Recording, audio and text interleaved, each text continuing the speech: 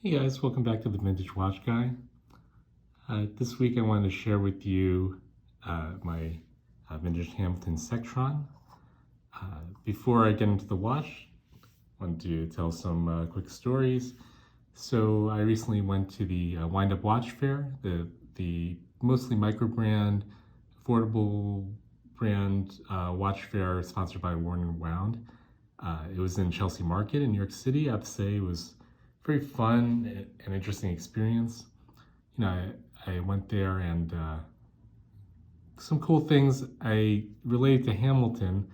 I met the guy from Unwind in Time. He was there with his wife. Very interesting guy. You may have heard the podcast. He talked about he previously had done work part time for the official Hamilton watch historian. That guy had bought all the Hamilton watch parts when the Hamilton factories in the United States closed down, especially the electric watch parts. And, he serviced them, sold them, fixed them up.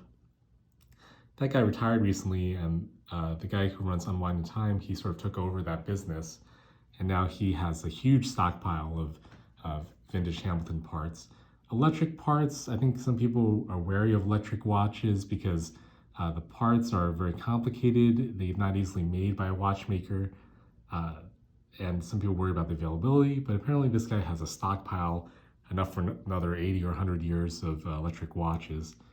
So he fixes them up, he sells them. He had some very cool things like the Hamilton Ventura, that's the triangular one. You may have seen Men in Black, the Elvis watch, some other very cool vintage Hamiltons. Also, it was also a fun experience. I met Christian Zeron from Theo and Harris. Very cool guy, very nice guy. He was there with Oris. Was doing co-sponsorship with London Jewelers, and I got to talk to him a little bit. He was wearing this beautiful Patek perpetual calendar, which I believe saw the same watch on his website, but it's since been sold.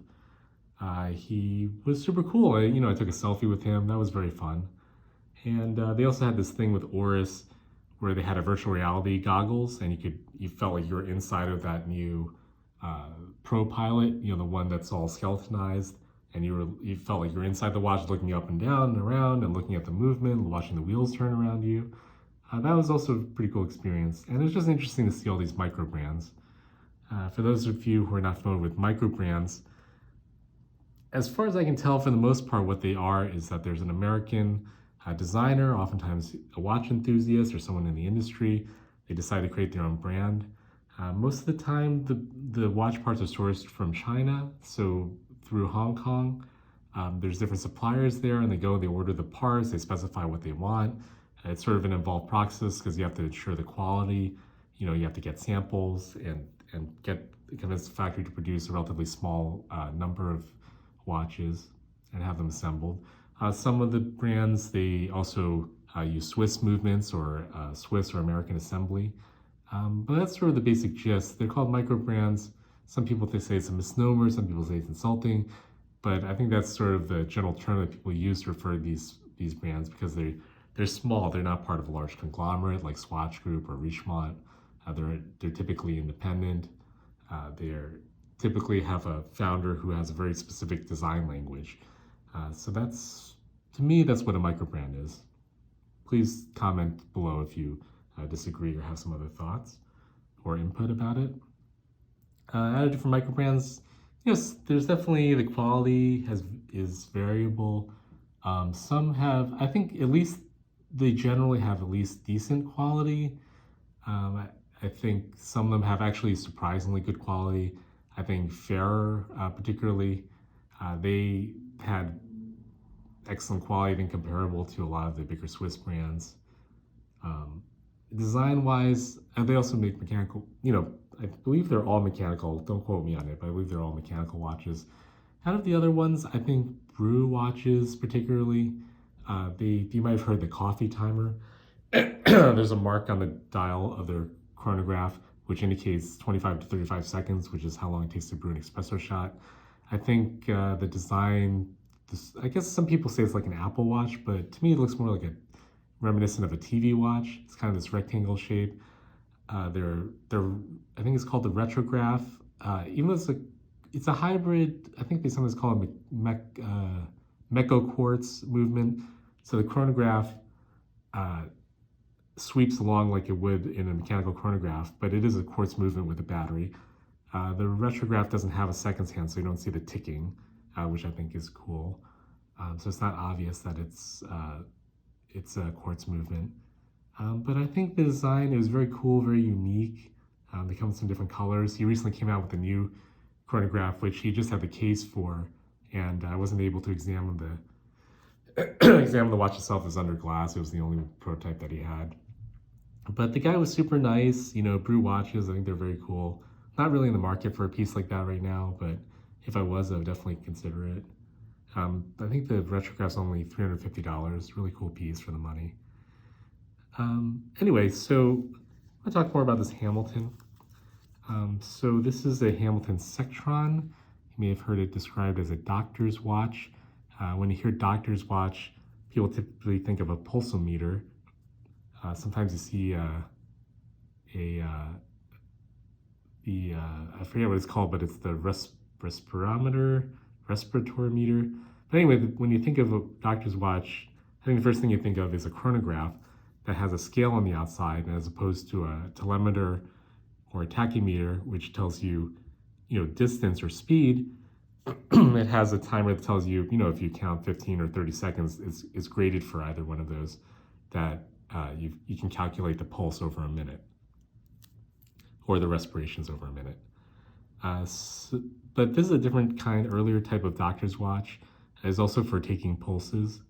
So a lot of the watches from that period, we're talking Art Deco here, we're talking 20s, 30s, 40s. A lot of the watches from that period had very small seconds hands. Like if you look at this Longines, you see the second hand is very tiny, and it's very hard to read. So Hamilton had similar watches, but this watch, they had a special movement where the seconds hands was quite separated and made to be more robust, and you see the second hand is quite large. So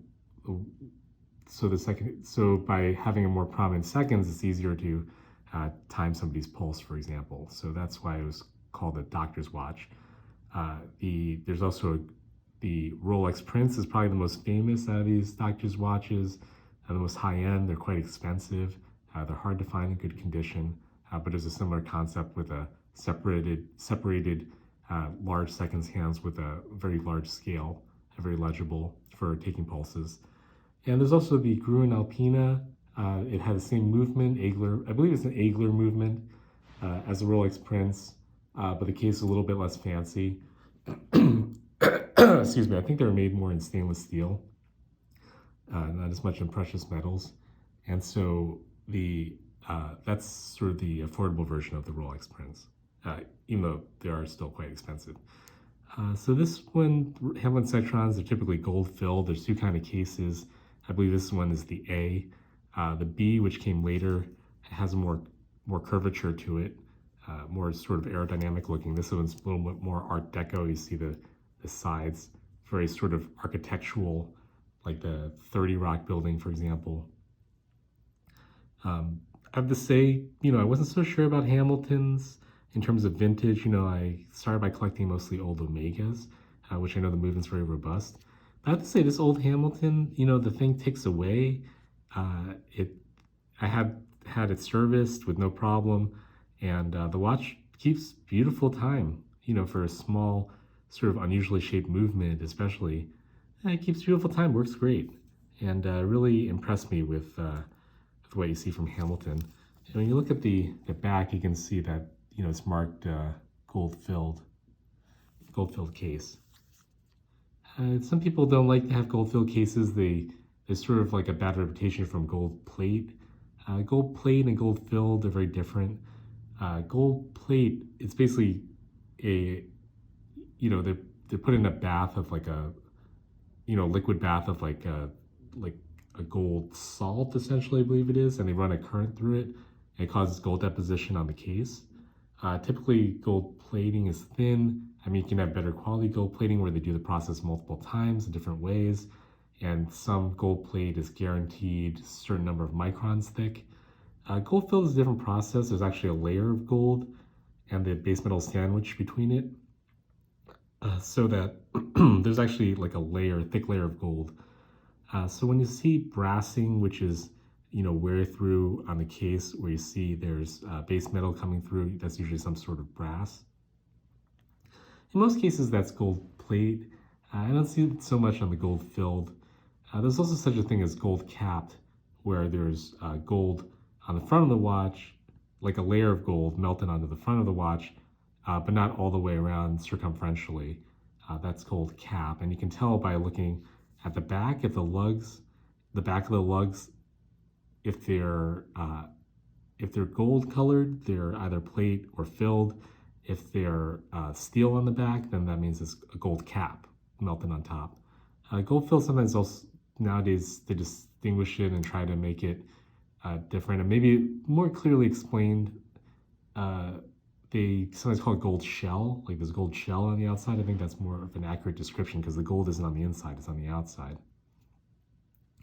But anyway, so this is the Hamilton Seckron doctor's watch. You can see it has drilled lugs. It's a 16 millimeter watch band. And yeah, I love it. I think it's great. And it's got me certainly a lot more interested in vintage Hamiltons. Oh, another quick story. I was recently in a jewelry store looking at some different watches. It's a modern jewelry. Mostly they sell modern pieces, almost all. I noticed they had a handful, one or two vintage pieces in the shelf, in the case. And, the owner saw that I was wearing a vintage watch. He said, hey, are you interested in vintage? They've had the store for a long time. And I think his grandfather, someone in his family either has had the store since then, or maybe they were a watchmaker or something, but he happened to have a supply of old Hamiltons. Having had this watch, old Hamilton's something I'm interested in. This is the only one I have, but certainly be interesting in acquiring more of this right piece. And so he pulled out this watch roll of amazing vintage Hamiltons, like perfect condition. They were mostly new old stock pieces that had never been sold. I saw particularly a platinum Hamilton. I've never seen one before. I mean, the dial itself was sort of, I would say, sort of ordinary, common, but the case was in platinum, and the numerals and everything looked to be some kind of white metal as well. And and this condition, it was just perfect, beautiful. I'd like him to sell it to me, but he wasn't selling at that moment, but I made him an offer, and it stands. So you never know what you're going to find.